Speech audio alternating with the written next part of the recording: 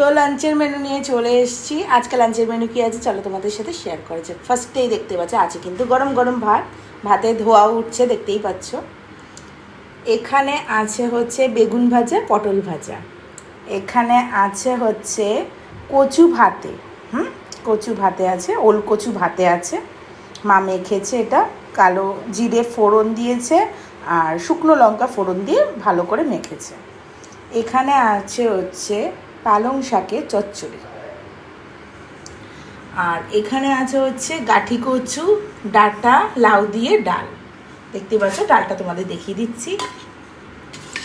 এই যে গাঠি কচু, কাঁচা লঙ্কা, লাউ, ডাঁটা দিয়ে ডাল। এই যে, তো এই হচ্ছে লাঞ্চের মেনু। লাঞ্চের মেনুগুলো কেমন হয়েছে অবশ্যই কিন্তু জানাতে ভুলো না। তো টাটা।